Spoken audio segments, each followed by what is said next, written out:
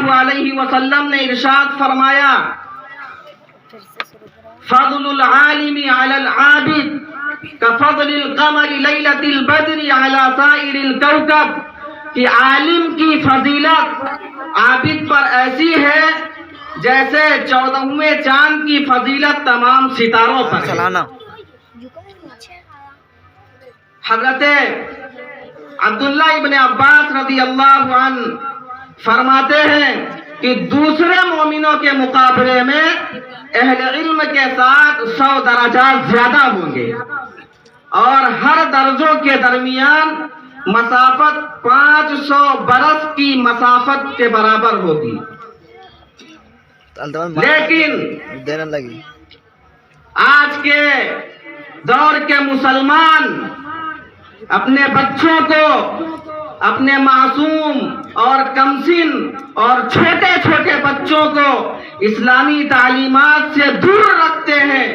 और अपने मासूम और कमसिन बच्चों को अफरंगी तालीमात देते हैं। यह सिर्फ और सिर्फ शैतान का फरेब है। वो शैतान मरदूद, वो शैतान खबीर, वो शैतान लाइन जिसने अहद कर लिया कि बनी आदम को जहन्नम पहुंचाएगा, वो शैतान जो हमारे दीन और इस्लाम का दुश्मन है, जो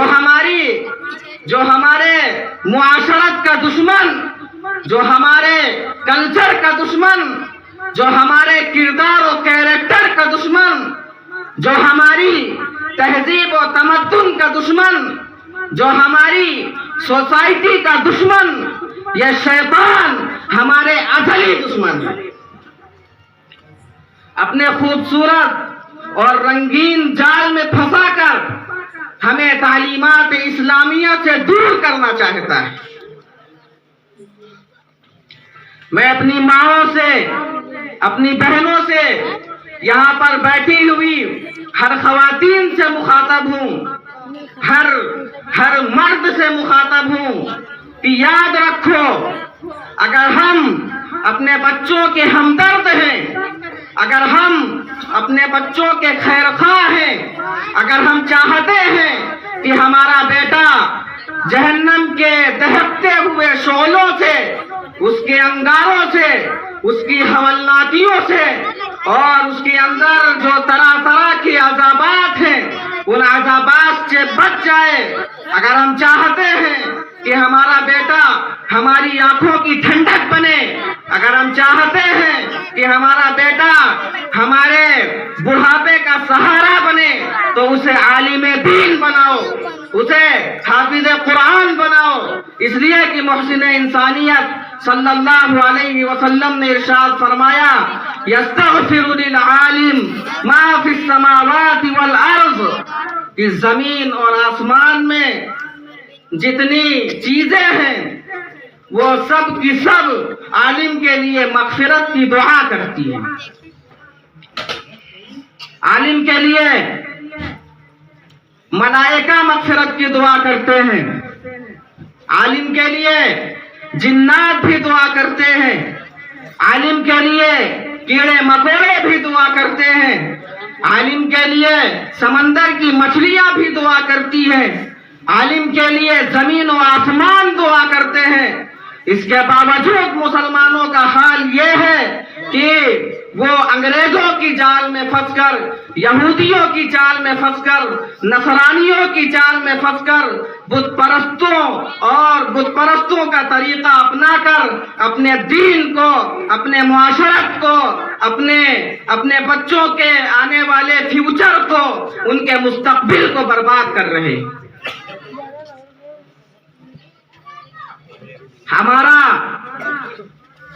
हमारा आज का ये दौर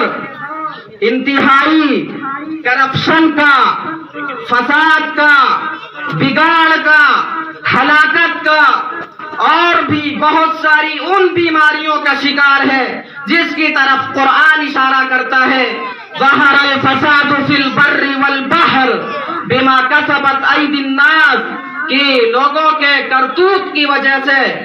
लोगों के आमाल की वजह से खुश्की और तरी हर जगह करप्शन फैल गया है। احکام خداوندی کو علی اعلان پامال کیا جا رہا ہے، سنت نبوی صلی اللہ علیہ وسلم پر ڈاکہ ڈالا جا رہا ہے، اسلامی تعلیمات کے ساتھ مذاق اڑایا جا رہا ہے، قرآن کے ساتھ کھلواڑ کیا جا رہا ہے، سنتوں کا جنازہ نکالا جا رہا ہے۔ میرے محترم بھائیوں، آج کا ہمارا یہ دور انتہائی فتنوں کا دور ہے۔ اگر آج ہم ان فتنوں سے بچتے رہیں تو یقین مانیے کہ اس سے بڑی کامیابی کوئی نہیں ہے۔ آج کا ہمارا یہ دور انتہائی فساد کا دور ہے، انتہائی بگاڑ کا دور ہے۔ آج کا مسلمان کوئی ایسا نظر نہیں آتا جس کی زندگی گناہوں سے بالکل پاک و صاف ہو۔ اللہ کے رسول علیہ الصلوۃ والسلام نے ارشاد فرمایا، ان المؤمن اذا اذنب كانت نقطة سوداء في قلبه الى آخر الحدیث، کہ جب مومن گناہ کرتا ہے تو اس کے دل پر ایک سیاہ نقطہ لگ جاتا ہے،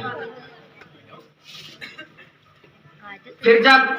وہ توبہ کر لیتا ہے، اللہ رب العزت سے توبہ تلی کر لیتا ہے، معذرت کر لیتا ہے، معافی مانگ لیتا ہے، تو اللہ رب العزت اس کے گناہ کو مٹا دیتے ہیں۔ اور اگر وہ گناہ پر گناہ کیے جاتا ہے تو وہ سیاہی، وہ نقطے، وہ کالی بڑھتی چلی جاتی ہے، یہاں تک کہ اس کا پورا دل سیاہ ہو جاتا ہے۔ جب دل سیاہ ہو جاتا ہے تو کوئی خیر کی بات اس کا دل قبول نہیں کرتا ہے، پھر اس کے سامنے آپ نصیحتوں کی انبار لگا دیں، اس کا دل کسی بھلائی کو، کسی خیر کی باتوں کو ایکسپٹ نہیں کرتا ہے۔ اور اسی زنگ کو، اسی نقطوں کو اللہ رب العزت قرآن میں بیان فرمایا، کلا بل ران علی قلوبہم ما کانوا یکسبون۔ اور ایک بات یاد رکھیں کہ گناہوں کی وجہ سے، معصیتوں کی وجہ سے، نافرمانیوں کی وجہ سے انسان کی زندگی پریشان حالی سے گزرتی ہے، اور روزی کی کشادگی کے باوجود اس کا سکون، اس کا اطمینان تباہ ہو جاتا ہے۔ وَمَنْ أَعْرَضَ عَنْ ذِكْرِي فَإِنَّ لَهُ مَعِيشَةً ضَنْكًا وَنَحْشُرُهُ يَوْمَ الْقِيَامَةِ أَعْمَى قَالَ رَبِّ لِمَ حَشَرْتَنِي أَعْمَى وَقَدْ كُنْتُ بَصِيرًا قَالَ كَذَلِكَ أَتَتْكَ آيَاتُنَا فَنَسِيتَهَا وَكَذَلِكَ الْيَوْمَ تُنْسَى۔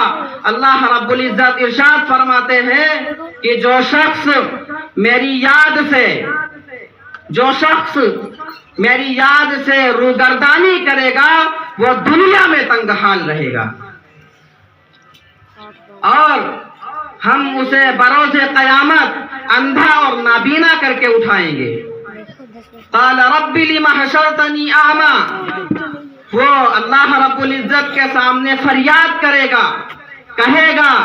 کہ اللہ تو نے مجھے اندھا اور نابینا بنا کر کے اٹھایا ہے۔ اللہ تعالیٰ